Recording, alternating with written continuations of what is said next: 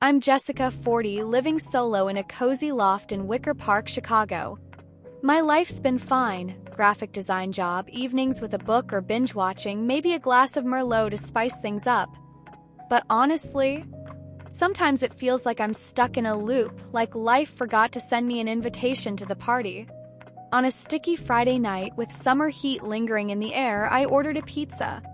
Just a classic pepperoni, nothing fancy. Little did I know that order was about to shake everything up. The buzzer went off, and I jogged downstairs, hair in a messy bun, wearing a flowy tank top.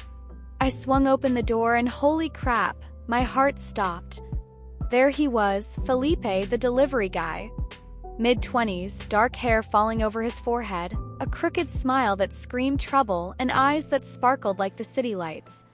His navy polo hugged his frame, and the heat gave his skin a soft sheen.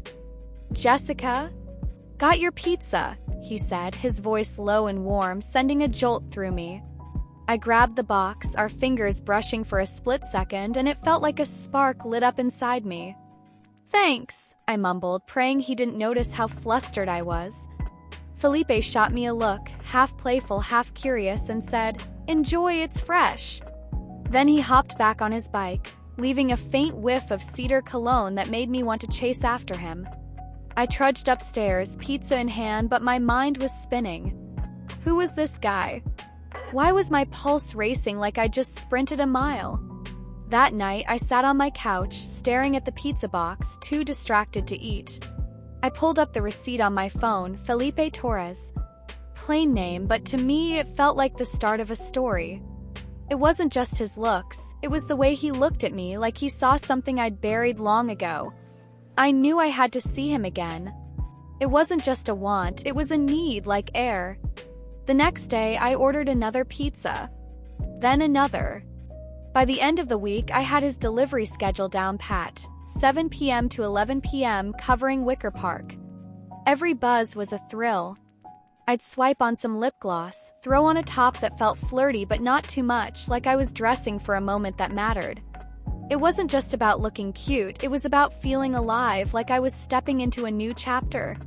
Our chats started small but grew electric. He'd share wild stories, like the guy who answered the door in nothing but a towel, and I'd laugh, hoping he didn't see how his voice made my knees weak. "You're keeping this place in business," he teased one night, and I grinned, wondering if he had any clue why I kept ordering. Each delivery felt like a spark, a piece of something bigger. For the first time in forever, I felt awake. I started waking up with him on my mind. My life, once just a checklist, now had a pulse. I didn't know where this was going, but one thing was clear. Felipe had set something inside me on fire. And I wasn't ready to let it burn out. I found myself counting the minutes until the buzzer rang, like my whole day revolved around that sound. My life in Chicago, once so predictable, now had a new beat, a rhythm tied to every moment with Felipe. Wicker Park, with its murals and buzzing dive bars, felt alive, like it was in on my little secret. Every pizza I ordered, usually pepperoni, sometimes with a sprinkle of basil, was just an excuse to see that crooked grin that made my heart stumble. Our chats started small, quick exchanges at the door. "Busy night?"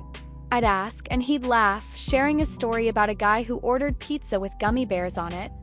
But slowly, he lingered longer.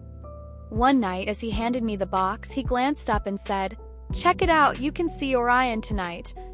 I laughed, caught off guard, and teased if he moonlighted as an astronomer. "In my dreams," he shot back, his eyes sparkling in a way that made me want to know every piece of him. I started noticing things that pulled me in deeper. The way he flicked his hair back when he was tired, the tiny anchor tattoo on his wrist that peeked out when his sleeve rode up, the way he said my name with a softness that felt like a whisper. Each detail was a fragment of a puzzle I pieced together in my mind, imagining who he was beyond the pizza uniform. And bit by bit, I let him in. I talked about my design work, how I loved sketching by hand, the nights I danced alone in my loft to jazz records. One evening, I ordered late, close to the end of his shift. When Felipe showed up, he seemed lighter, like the day's weight had lifted. "Last delivery?" I asked, keeping my tone casual. He grinned, scratching the back of his neck. "Almost." You saved me from a guy who wanted pizza with no sauce." We laughed, and for the first time, he stayed longer, leaning against the doorframe like he wasn't ready to leave. We talked about everything, old movies, places we wanted to see. He dreamed of surfing in California. I admitted I fantasized about Paris. He chuckled, saying I seemed like the type to sip coffee at a fancy cafe. That moment, with the warm Chicago night wrapping around us and the streetlights glowing, something shifted. It wasn't just a spark anymore, it was a current, a pull that seemed to draw us closer. I could feel it in the way he looked at me, a mix of curiosity and something heavier, something that made my chest tight. "Ever thought about doing something totally wild?" he asked out of nowhere, and I laughed, nervous, saying maybe I already was. His smile lingered, eyes locked on mine, and my pulse raced. The deliveries after that felt more intimate. He started asking about me, what I loved to draw, if I was a beach or mountain person, what song made me lose myself. I answered, but I asked him things too, hungry to know more. I learned he was studying business at night, that he played guitar, that he had a dog named Luna. Every conversation was like opening a door to a new world, and I'd catch myself smiling long after he left, like I'd stumbled on something rare. One night, I ordered late, knowing it was his last stop. When he arrived with that tired but warm look in his eyes, he said, "This is the last one. You're officially my favorite customer." My heart pounded, and before I could overthink it, I blurted, "If it's the last, why don't you come up and share this pizza with me?" The words hung in the air, and for a moment, everything felt electric. He paused, then flashed that grin that promised everything. "All right, but only if you've got cold soda," he teased, and I laughed, my whole body buzzing. Inviting him up was like leaping off a cliff. I had no idea where I'd land, but I was ready for whatever came next. When I opened the apartment door, my heart was pounding so loud I swore he could hear it. The soft glow of the living room lights danced on the walls, and a faint jazz playlist hummed in the background. Felipe stepped inside, pizza box in hand, flashing that grin that seemed to know more than it let on. "Where's this going?" he asked, his voice laced with a playful edge. I pointed to the coffee table, trying to steady my trembling hands. The air felt thicker, charged with something unspoken but undeniable. We sat on the couch, the pizza between us, but it was just a prop. As he talked about his day, about the chaos of Wicker Park streets, I couldn't stop noticing the way his fingers tapped the soda can, the line of his jaw when he laughed, the way his eyes locked onto mine and lingered just a beat too long. Every move seemed designed to draw me closer, like the space between us was shrinking without me realizing. "You always order pizza this late?" he asked, his tone teasing but with a warmth that set my skin on fire. I laughed, my cheeks burning, and said maybe I just wanted to see who'd show up. Our conversation flowed, but there was an undercurrent, a tension that built in the quiet moments. He leaned closer, sharing some random story, and the heat of his body seemed to wrap around mine. I could smell his cedar cologne, mixed with something earthier, something uniquely him. When our knees brushed on the couch, neither of us pulled away. It was like the world outside, the city, the noise, the clock had faded, leaving just us, caught in this fragile electric moment. Then he stopped talking.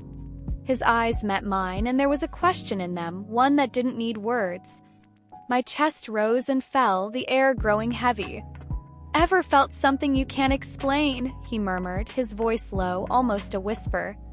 I didn't answer, not with words.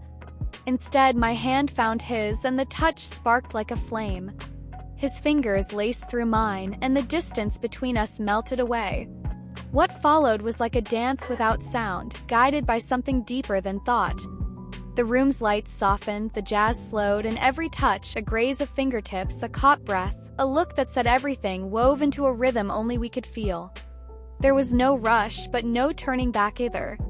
It was as if time had paused, wrapping us in a world of warm skin, shared breaths, and silent promises of something more. As the night deepened, we were closer than ever, the edges of reality blurred by the intensity. I felt him everywhere, not just in his touch, but in the way he seemed to see me, like I was more than the woman who ordered pizza. It was a surrender, not just of bodies but of something raw and unguarded, something I hadn't known I could still give.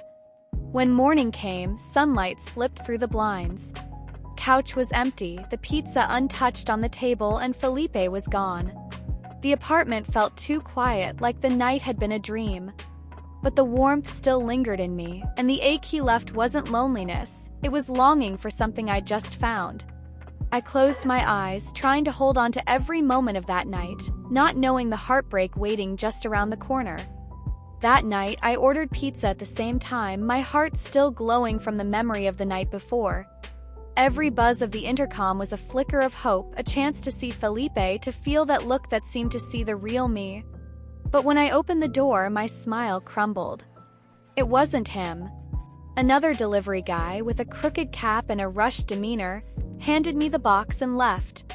I shut the door slowly, the emptiness creeping back into my chest like an old friend I thought I'd left behind. 4-5 nights in a row, it was the same. A different delivery guy, a fresh wave of disappointment. I tried to tell myself it was just a schedule change, that he was busy, that maybe his phone died. But deep down, a quiet voice whispered the truth I didn't want to hear. His absence was a weight, like each day without him stole a piece of the fire he'd sparked in me. I'd stare at the couch where it all happened, willing him to reappear, as if wanting it hard enough could make it real. On the 6th day, I couldn't take it anymore. I threw on a jacket, slipped into my sneakers, and walked to the pizza place, my heart pounding. Wicker Park was buzzing with laughter and neon lights, but I felt like a ghost, carrying a secret no one else could see. When I stepped into the pizzeria, the smell of oregano and fresh dough hit me, but my eyes searched for one thing. And there he was, Felipe, sitting at a corner table, laughing with a girl. I froze.